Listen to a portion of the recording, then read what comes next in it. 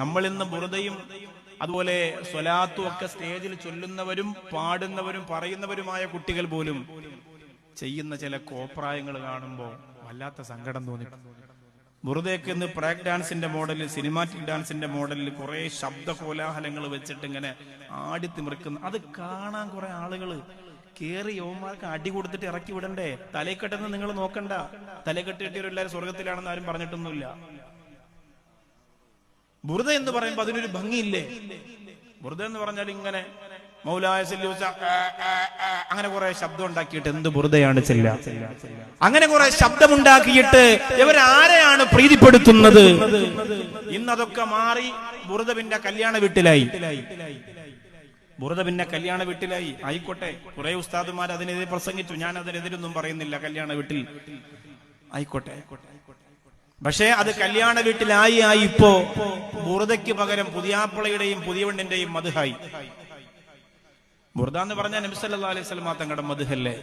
അതിന് പകരം ഇപ്പൊ പുതിയവണ്ണിന്റെയും പുതിയാപ്പിളയുടെയും മദ്ഹായി.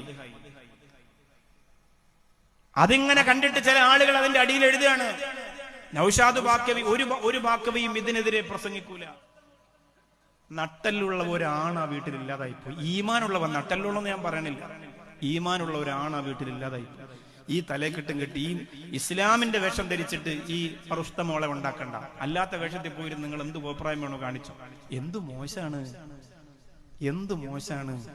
പുതിയാപ്പിള ഇതുവരെ കാണിക്കാത്തത് റുസ്തമൊക്കെ കാണിക്കാൻ പോകുന്നു എന്നാണ് പാട്ടിൽ പറയുന്നത്. നമ്മൾ ഇത്തരം കാര്യങ്ങളെ പ്രോത്സാഹിപ്പിച്ചൂടെ? പച്ചക്ക് ഇതിങ്ങനെ പറഞ്ഞു എതിർത്തില്ലെങ്കിൽ യുവമാരിനി അടുത്ത വീട്ടിലും പോയിരുന്നു പാടും. ഇനി പാടുമ്പോ അടി കിട്ടുമ്പോ പിന്നെ പാടൂല. നമ്മളത് ആരെന്നോ നോക്കണ്ട, അത് ഏത് മുസ്ലിയാരെന്നോ ഏത് തലേക്കെട്ടെന്നോ നോക്കണ്ട. അത് വളരെ വൃത്തികേടാണ്.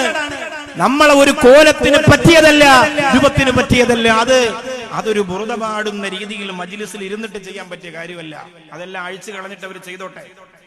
ആ വേഷത്തിന് ഈ ഉമ്മത്ത് കൊടുക്കുന്ന ഒരു ബഹുമാനമുണ്ട്, ഒരു ആദരവുണ്ട്. അള്ളാഹു കാത്തിരക്ഷിക്കട്ടെ.